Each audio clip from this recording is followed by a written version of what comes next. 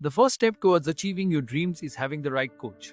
Get the best education with forensic classes by Diksha and make your NET forensic exam dreams come true. Download the app now. Hello everyone, welcome to our YouTube channel. And आज की class में हम पढ़ रहे हैं forensic psychiatry and topic is delirium. So हमने previous lecture में forensic psychiatry का इंट्रोडक्शन ऑलरेडी पढ़ लिया है। ये पढ़ लिया है कि what is psychiatry and what is forensic psychiatry. आज हम पढ़ेंगे delirium. And before starting today's class, a quick reminder, अगर आप प्रिपरेशन कर रहे हैं नेट एग्जामिनेशन की दिसंबर 2022 साइकिल के लिए, so criminology and forensic science subject में वी हैव स्पेशल क्लासेस, और ये स्पेशल क्लासेस अवेलेबल है सिर्फ और सिर्फ हमारे एप्लीकेशन पे। ऐप की लिंक आपको डिस्क्रिप्शन में मिल जाएगी, डिस्क्रिप्शन से आप डाउनलोड कर सकते हैं एप्लीकेशन एंड आप ज्वाइन कर सकते हैं ये क्लासेस। सो आपका सारा का सारा नेट का सिलेबस हम कवर करेंगे फोरेंसिक साइंस एंड क्रिमिनोलॉजी का, अलॉन्ग विथ पेपर 1। अगर आपको पेपर 1 की क्लासेस भी चाहिए तो you can enroll yourself into paper 1 plus paper 2 classes. So सारा का सारा सिलेबस हम कवर करेंगे वीडियो लेक्चर्स के थ्रू, पीडीएफ स्टडी मटेरियल के through, previous year question paper भी डिस्कस करेंगे एंड मॉक टेस्ट भी इसी कोर्स में इंक्लूड है। तो it is a complete course for your NET preparation, so do join that. And अगर आप सितंबर में नेट का पेपर देने वाले हैं जो कि दिसंबर 2021 एंड जून 2022 का मर्ज साइकिल है, तो आप रिवीजन बैचेस ज्वाइन कर सकते हैं। सो रिवीजन क्लास में आप क्विकली रिवाइज कर सकते हैं सारा का सारा फोरेंसिक साइंस का सिलेबस, एंड आप मॉक टेस्ट देने के बाद कंप्लीटली रेडी रहेंगे एग्जाम देने के लिए एंड एग्जाम क्रैक करने के लिए। इसके अलावा कुछ सारे बच्चे जो भी सेमेस्टर्स में हैं, कॉलेजेस में हैं, हमने सेमेस्टर क्लासेस भी लॉन्च करी हैं सो दैट वो सेमेस्टर क्लासेस में अपना सारा का सारा सिलेबस कवर कर सके एंड बहुत ही अच्छे मार्क्स स्कोर करें अपने एग्जाम्स में। So let's start today's class, everyone. It is about delirium. Delirium is a disturbance of consciousness. So किसका disturbance हो रहा है? Consciousness disturb हो गई है, in which orientation is impaired, orientation भी खराब हो गई है। The critical thinking is blunt or lost. So जो critical thinking है या तो वो बहुत ही blunt हो गई है, कोई काम की नहीं है, या तो फिर completely खत्म ही हो चुकी है। एंड कंटेंट इज इररिलेवेंट और इनकंसिस्टेंट, एंड उनकी जो बातें होती है वो बहुत ज़्यादा इररिलेवेंट होगी, इनकंसिस्टेंट होगी। सो वो सारे लोग जो कि डेलेरियम फील करते हैं, सबसे पहली बात जो ये होती है कि उनका जो ओरिएंटेशन होता है वो भी बिगड़ा हुआ होता है, कॉन्शियसनेस बिल्कुल प्रॉपर नहीं काम करती, क्रिटिकल थिंकिंग भी बहुत ब्लंट होती है, काम नहीं करती है। एक क्रिटिकल थिंकिंग का छोटा सा एग्जाम्पल मैं देती हूँ आप सभी को। अगर आप ड्राइव कर रहे हैं एंड आपको स्पीड ब्रेकर दिखती है तो आप अपनी गाड़ी की स्पीड कम कर लेंगे, है ना। तो ये होगी critical thinking. Through out the day आप छोटी छोटी चीज़ों में अपनी क्रिटिकल थिंकिंग इन्वॉल्व करके डिसीजंस लेते हैं, पर वो सारे लोग जो डेलेरियम फील कर रहे होते हैं, they are not able to process the content as we do, है ना। इसी वजह से इनको मेंटल इम्पेयरमेंट या ओरिएंटेशन का इम्पेयरमेंट देखना पड़ता है। The early stage the patient is restless. तो पहले स्टेज में क्या होता है, पेशेंट बहुत ही ज़्यादा रेस्टलेस फील करता है, अनईजी फील करता है एंड स्लीपलेसनेस होती है, ठीक है। अनईजी फील करेगा, नींद नहीं आएगी, रेस्टलेस फील होता है। इसके बाद ही completely loses his self control, है ना, जो कि मैंने बोला कि कॉन्शियसनेस नहीं होती खुद की। सो सेल्फ कंट्रोल लूज कर देगा, it becomes excited and talks furiously. इसके बाद ये दूसरा स्टेज है जिसमें सेल्फ कंट्रोल लूज कर लेगा, बहुत ज़्यादा बातें करेगा या फिर पूरे टाइम बिना किसी रीज़न के एक्साइटेड रहेगा। Delusion and hallucinations are sometimes present. तो कभी कभी डिलीरियम में डिल्यूजन भी इंक्लूड हो सकता है एंड हेलुसिनेशन भी इंक्लूड हो सकता है। It usually occurs in physical disease. So कब कभी होता है कि कभी कोई बहुत ही सीवियर फिजिकल डिजीज हो गई तो डेलेरियम हो सकता है, in which there is a continuous high temperature. ऐसी कोई सी डिजीज जिसमें बहुत ही लंबे समय तक हाई टेम्परेचर रहे, and sometimes due to over work and mental stress. कभी कभी बहुत ज़्यादा काम होने की वजह से भी डेलेरियम होता है, या फिर मेंटल स्ट्रेस की वजह से भी डेलेरियम होता है, या फिर कोई सीवियर ड्रग इंटॉक्सिकेशन अगर किसी पर्सन ने किया है, या फिर कंडीशन है जिसमें डिलीरियम हो सकता है। पहले तो ऐसी कोई फिजिकल डिजीज जिसमें बहुत ही लंबे समय तक कोई पर्सन बीमार रहे, या फिर बहुत ही लंबे समय तक किसी पर्सन को फीवर रहे, या फिर ओवर वर्क हो गया है, मेंटल स्ट्रेस हुआ है, या फिर ड्रग इंटॉक्सिकेशन है। सो इन सारी सिचुएशंस में डिलीरियम देखने को आपको मिलेगा। A person may become impulsive and violent. So sometimes that person may become impulsive and that may become violent and and may commit suicide, such person is not responsible for his criminal act. ये चीज़ें आपको याद रखनी है. That previous lecture में भी मैंने ये डिस्कस किया था कि अगर कोई भी पर्सन मेंटल इलनेस या मेंटल इम्पेयरमेंट की वजह से कोई क्रिमिनल एक्ट करता है, so that person is not criminally responsible. So delirium के केस में भी that person will not be criminally responsible. ठीक है.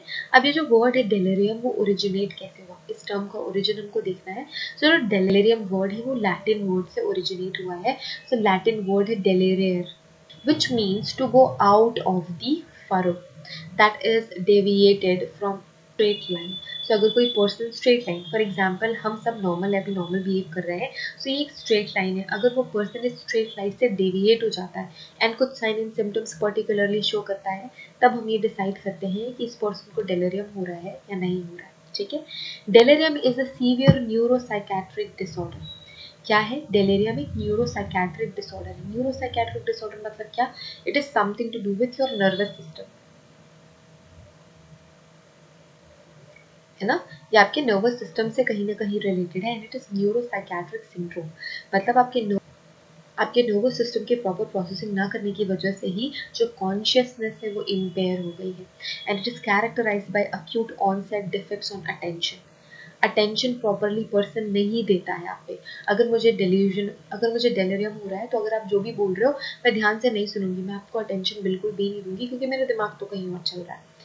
And other aspects of cognition, and cognition की अदर एस्पेक्ट्स पे भी अफेक्ट करता है. कॉग्निशन क्या है? वो एबिलिटी जिससे आप सुन सकते हो, समझ सकते हो, चीज़ों को प्रोसेस कर सकते हो, है ना. ये सारी की सारी जो एबिलिटीज हैं, डेलिरियम जिस भी पर्सन को होता है वो फील नहीं कर पाते. Okay. So origin of the word is from Latin word delirare से ओरिजिनेट हुआ है, which means to go out of the furrow. So delirium is really very serious disorder. It is a disturbance in mental abilities. ठीक है. कौन कौन सी mental abilities में disturbance हो गया है? कॉन्शियसनेस में, क्रिटिकल थिंकिंग में, इन सब में डिस्टर्बेंस आ गया. The result in confused thinking. अब क्या होता है इससे? वो पर्सन हमेशा कंफ्यूज रहता है, कंफ्यूज्ड थिंकिंग होती है. Reduced awareness. अब सेल्फ कॉन्शियस नहीं है तो अवेयरनेस भी बिल्कुल नहीं होगी, है ना. आउटर एनवायरनमेंट की भी कॉन्शियस नहीं होगी. The start of delirium is usually rapid. जब ये डेलेरियम शुरू होता है तो रैपिडली शुरू होता है within hours and few days.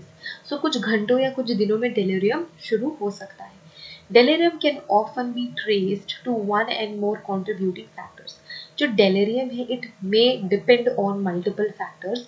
सो कौन कौन से फैक्टर्स हो सकते हैं? मैंने अभी प्रीवियस स्लाइड में भी आपको बताया था कि कोई प्रोलॉन्ग्ड इलनेस हो सकती है ना. सो यहाँ पे भी वही लिखा हुआ है कि अगर कोई सीवियर या क्रोनिक इलनेस है तो इसकी वजह से डेलेरियम हो सकता है. कोई भी मेटाबॉलिक बैलेंस में चेंज हो रहा है तो उसकी वजह से भी डेलेरियम हो सकता है. फॉर एग्जाम्पल अगर लो सोडियम है आपकी बॉडी में, या फिर किसी पर्टिकुलर टाइप ऑफ मेडिकेशन पे आप हो तो भी हो सकता है.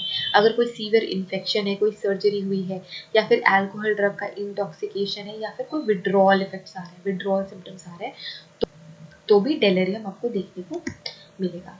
Now talking about sign and symptoms. So sign and symptoms क्या है? First sign and symptom is reduced awareness of the environment. अपने आसपास क्या हो रहा है, क्या चल रहा है, कैसा environment है, इसकी information उस person को नहीं होती जिसको delirium हो रहा है. It is an inability to stay focused on a topic and to switch topics. Getting stuck on an idea rather than responding to questions in conversations. Being easily distracted by unimportant things. Being withdrawn until and no capacity or little response to the environment. उनको कोई मतलब नहीं होता कि आसपास environment में क्या चल रहा है. कभी कभी वो एक टॉपिक पे स्टक हो जाते हैं, वो टॉपिक चेंज नहीं कर पाते, वो क्या बात कर रहे हैं उनको खुद भी नहीं पता होता है. तो ये सारी चीज़ें डेलिरियम का पार्ट है. Next is poor thinking skills या फिर कॉग्निटिव इम्पेयरमेंट हम इसको बोल सकते हैं, जिसके बारे में मैंने बोला था कि क्रिटिकल थिंकिंग खत्म हो जाती है. सो पुअर मेमोरी, चीज़ें याद नहीं रहती, कोई पर्टिकुलर या रीसेंट इवेंट्स भी याद नहीं रहेंगे. डिसओरिएंटेशन हो जाता है. For example not knowing where you are and who you are. ऐसा भी होता है कि उस पर्सन को यही पता होता है कि वो पर्सन कौन है, वो किस प्लेस में है, वो कहाँ जा रहा था, वो कहाँ जाने के लिए निकला था. Difficulty in speaking and recalling words. So कुछ ऐसे लेटर्स वर्ड्स होते हैं जो कि प्रॉपरली नहीं बोल पाते, या फिर चीज़ों को याद करने में दिक्कत होती है. ठीक है. नॉनसेंस स्पीच चलती रहती है, किसी भी मतलब की बात नहीं करते but still continue they speak. Trouble understanding speech. मैं जो बोल रही हूँ वो समझने में भी दिक्कत होगी. Difficulty in reading and writing. लिखने एंड पढ़ने में भी इनको डिफिकल्टी होती है. बिहेवियर में क्या क्या चेंजेस आते हैं, सो बिहेवियरल चेंज भी होते हैं। बिहेवियरल चेंज लाइक हेलुसिनेशन, जो चीज़ एग्जिस्ट नहीं करती वो भी ये फील करते हैं। रेस्टलेस होते हैं, एगिटेटेड होते हैं, या फिर इनका बिहेवियर बहुत ही ज़्यादा वियर्ड हो जाता है। बिना वजह से ये बहुत, कभी कभी बिना वजह ही ये बहुत ही अजीबो गरीब आवाज़ निकालेंगे, चिल्लाएंगे या रोएंगे। बीइंग क्वाइट एंड विथड्रॉन, या तो फिर बिल्कुल चुप हो जाएंगे, किसी से बात नहीं करेंगे, ठीक है। कभी कभी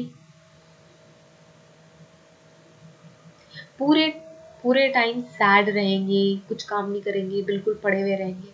डिस्टर्ब्ड स्लीप हैबिट्स, इनकी स्लीपिंग हैबिट्स भी फुली डिस्टर्ब रहती है। Reversal of night day sleep wake cycle, इनका जो night day sleep wake cycle होता है वो भी डिस्टर्ब होता है। इमोशनल डिस्टर्बेंस ये फील करते हैं, anxiety, fear, Paranoia, depression feel करेंगे, एंगर या फिर इरिटेटेड रहते हैं, फोरिया फील कर सकते हैं, एम्पैथी फील कर सकते हैं, या फिर बहुत ही जल्दी जल्दी मूड शिफ्ट्स हो रहे हैं, या फिर पर्सनालिटी चेंज हो रही है। ये सारे के सारे डेलेरियम के ही पार्ट्स हैं।